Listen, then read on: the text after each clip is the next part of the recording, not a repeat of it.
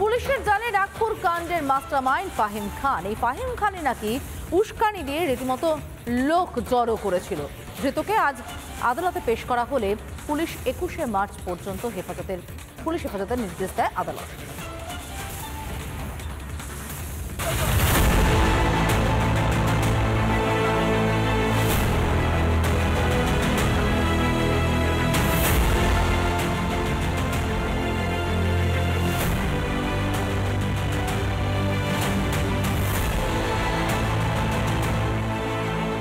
সোমবার রাত তখন প্রায় 8:30।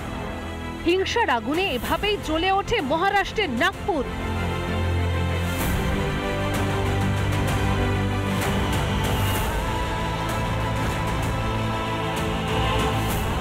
কিভাবে এলাকায় ভয়ঙ্কর অশান্তি ছড়ানো হয় তা এই ছবিতেই পরিষ্কার। আওরঙ্গজেবের ফ্যানেরা হয়তো ভেবেছিল অশান্তি করে পার পেয়ে যাবে, কিন্তু সেগুড়ে বালি। এলাকা সিসিটিভিতে ধরা পড়ল হামলাবাজদের মুখ। তারপরই অ্যাকশন শুরু। ধরা পড়ল নাগপুরে অশান্তির মূল পান্ডা ফাহিম খান। কে এই ফাহিম শামীম খান?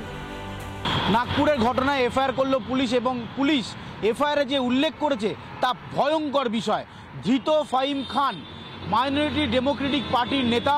2024 সালে লোকসভা নির্বাচনে মাইনরিটি ডেমোক্রেটিক পার্টির হয়ে এই ফাহিম খান তিনি নির্বাচনে লড়াই করেছেন। আর তিনি মাস্টার মাইন্ড।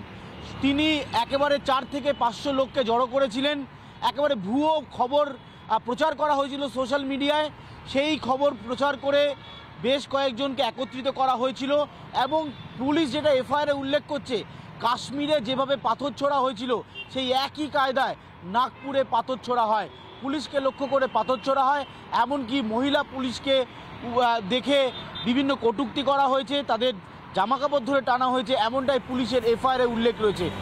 যে কোনো অশান্তি সমাজের জন্য কখনোই কাম্য নয় বলে মন্তব্য করেছে আরএসএস। অশান্তির জাল কতদূর পর্যন্ত ছড়ানো তা জানতে সমান্তরালভাবে তদন্তে এটিএস। পরিকল্পনা মাফিক হামলা, অশান্তির ছক কি অন্য কোনো জায়গায় কষা হয়েছিল, না এর পেছনে স্থানীয়রাই? আওরঙ্গজেবের কবরের নাম করে কারা দেশে অশান্তি ছড়াতে চাইছে, সবটাই খতিয়ে দেখা হচ্ছে।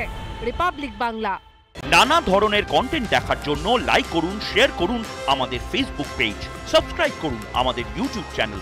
পাশাপাশি অন্যান্য ব্রেকিং নিউজের জন্য অবশ্যই চোখ রাখুন রিপাবলিক বাংলায়।